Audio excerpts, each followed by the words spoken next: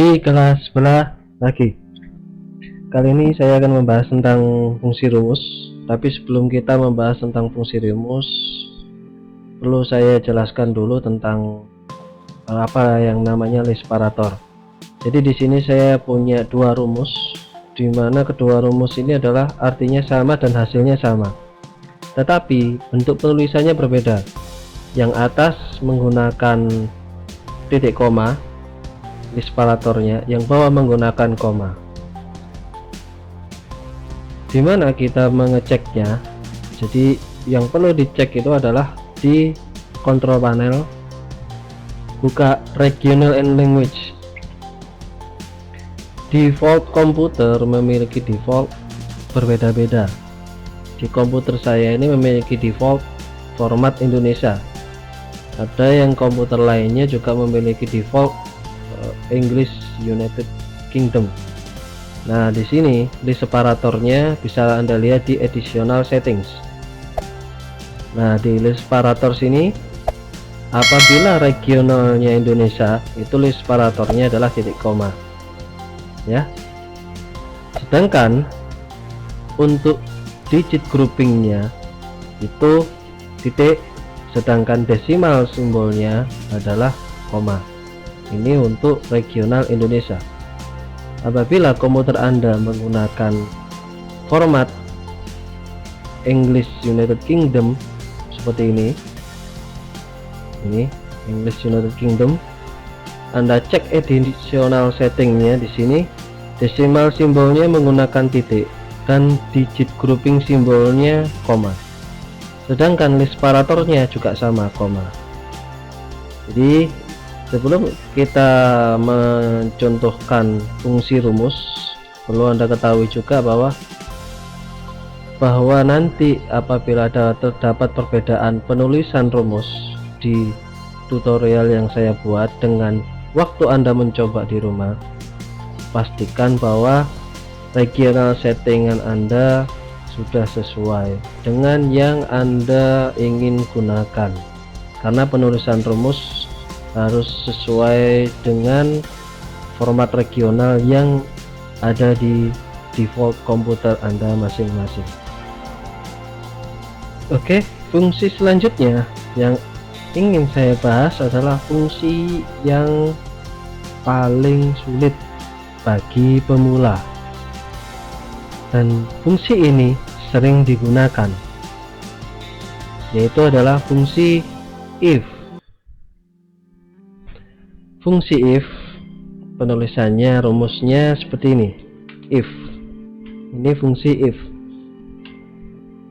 Jadi saya contohkan bahwa saya ingin melihat data yang ada di sini. Apabila data yang saya ambil di sini adalah sesuai, berarti akan memberikan keterangan sesuai. Apabila tidak sesuai, berarti kita beri keterangan tidak sesuai. Contoh, saya ingin mengecek apakah A3 itu berisikan nilai yang namanya adalah Joko. Kita langsung cek dengan menggunakan rumus if. Penulisan rumus yang pertama dimulai dengan sama dengan, kemudian penulisan nama rumusnya, kemudian kurung buka. Nah, di sini ada beberapa isian. Yang pertama logical test. Kita cek apakah A3 sama dengan Joko, seperti ini ya. Dimana ini mengecek, di sini kita mengecek apakah A3 itu adalah Joko. Kemudian titik koma, kita berikan informasi sesuai. Titik 2 satu kali, kemudian titik koma lagi, kita berikan keterangan lagi tidak sesuai, kita beri penutup lagi untuk petiknya. Setelah itu kita kurung tutup, kita cek sesuai. Sebelum saya coba data yang lainnya, saya coba untuk jelaskan di sini dulu. Jadi if apabila ya A3 sama dengan Joko, dimana sel A3 itu datanya adalah Joko, dimana penulisan Joko di sini adalah menggunakan petik karena mengartikan sebuah teks. Paham sampai sini? Di sini arti dari logical testnya atau logika yang diuji atau dicek. Setelah itu, apabila data yang kita ingin cek ini betul, kita beri keterangan di sini. Nah, keterangannya itu adalah setelah titik koma, maka disebut di sini adalah value true. Apabila nilai yang dihasilkan dari logika tes ini betul, akan diisi apa? Sesuai. Tetapi apabila nilai atau value yang dihasilkan dari logika tes ini salah, maka diberi nilai value if false atau nilai salah.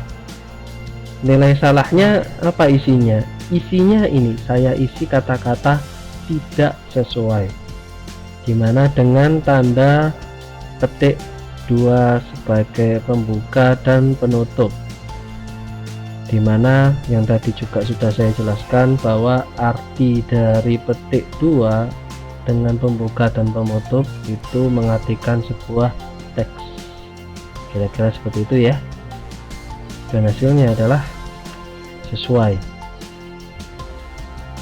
Oke, itu contoh fungsi rumus if. Anda bisa mencobanya sesuai variasi yang Anda inginkan. Apabila Anda ingin memberikan contoh yang lainnya, silakan berikan komentar di bawah.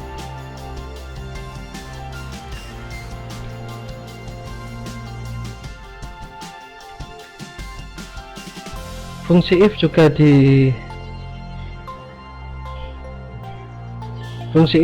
bisa digunakan untuk data number. Kita kembali ke contoh yang sebelumnya yang ada di sheet 2. Saya berikan contoh di sini fungsi if dengan menggunakan data number. Jadi di sini saya akan buat data seperti ini, 65, 70, 90. Oke, di sini ada keterangan apabila 65 itu hurufnya ini angka ya, ini huruf.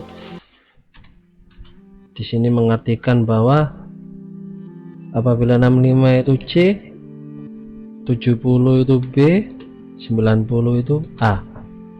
Kita bisa menggunakan rumus untuk mencari data seperti ini.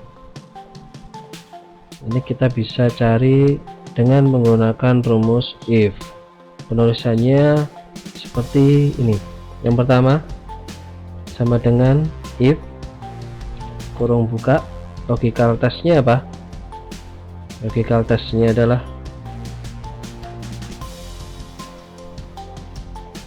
E6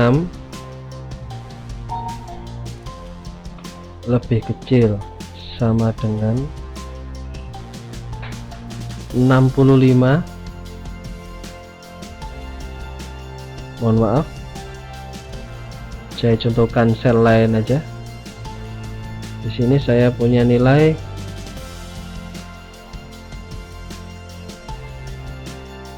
80. Apabila nilai 80, maka nilai hurufnya berapa? Di sini kita bisa menggunakan rumus sama dengan if kurung buka dengan ketentuan ini, ketentuan yang ada di sini. Kita cek apakah 80 lebih kecil dari 65, lebih kecil sama dengan ya, lebih kecil sama dengan 65. Jadi kita cek apakah 80 lebih kecil dari atau sama dengan 65. Apabila memang di bawah 65, maka nilainya atau nilai hurufnya adalah C. Nah, apabila H6-nya ini di bawah sama dengan 65. Jadi kalau nilainya di sini 65, berarti C. 64 C, 60 C, 30 C. Seperti itu ya artinya ya. Oke. Selanjutnya titik koma. Apabila tidak? Nah, apabila tidak, itu masih ada ketentuan lainnya. Ketentuan yang selanjutnya adalah ini, yang B. Nah, ini di sini kita menyebutnya adalah nested if, atau bahasa mudahnya if di dalam if. Di sini saya langsung membuat nested if 3 tingkat. Anda bisa mencobanya 2 tingkat dulu, atau ini nanti kita coba 2 tingkat dulu. Jadi tingkat yang kedua yaitu adalah if diletakkan di value if false, dimana untuk pengecekan nilai yang kedua. Sini kita tulis lagi if kurung buka. Nah, kembali ke awal lagi, dimulai dari awal lagi seperti awal penulisan if. Di sini kita masukkan logika lagi sama dengan yang if yang pertama, yaitu apakah H6 lebih kecil sama dengan, nah di sini penilaiannya berapa? 70. Jadi dicek di sini. Ini kan pengecekan pertama. Pengecekan kedua. Nah, pengecekan kedua ini adalah apakah H6 itu lebih kecil sama dengan 70. Apabila memang lebih kecil dari 70, nah di sini ingat ada value true, nah, atau value if true nya, maka nilainya adalah B. Sekali lagi saya ingatkan, di sini ada fungsi string yaitu B ya. Oke, setelah itu saya sudahi dulu. Saya beri kurung tutup yang pertama, yang warnanya hijau ini adalah menutup fungsi if yang pertama. Yang warnanya hitam, perhatikan di sini ya, depan maupun belakangnya, depan maupun belakangnya menandakan nyala. Jadi ini penanda bahwa fungsi if yang pertama juga sudah tertutup. Kita cek hasilnya false. Mengapa false? Oke, kita abaikan dulu. Kita coba nilainya. Di sini isi 68. Betul? Kita mulai dari paling bawah dulu. 10 harusnya mendapatkan huruf C.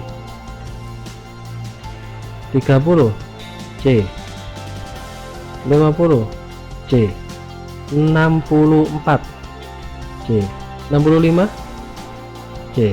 Kita cek atasnya 66 B. Paham ya sampai sini ya? Ini logika 2 tingkat, atau kalau secara penulisan rumus disebut nested if, atau bahasa mudahnya Kalau saya if di dalam if, tapi tingkatannya masih 2. Padahal di sini ketentuannya adalah 3 tingkat. Jadi ketentuan ini masih belum terpenuhi di rumus if yang sudah kita buat. Apabila kita lanjutkan, saya mencoba merubah rumusnya. Di sini saya tambahkan. Nah, di sini saya beri titik koma lagi. Saya ketikkan dengan data yang sama, H6 lebih kecil sama dengan ketentuan yang ketiga ya, 90. Oke, titik koma lagi, berarti nilainya adalah A. Setelah itu titik koma. Apabila bukan keduanya atau bukan kesemuanya dari ketiganya yang ada, berarti kita berikan nilai invalid atau nilai tidak bisa ditentukan. Seperti ini. Kita cek hasilnya. Ups. Di sini kita belum menambahkan if ya. If kurung buka. Ini yang saya lupa. Oke. Kita cek. Kurung tutupnya belum kita berikan. Oke, penulisannya kita cek dulu. Nah, ini if nya. Di sini kurung tutupnya kita pindah di belakang. Oke, 66 masuk B. Kita cek 69 masuk B ya. 70 B, 71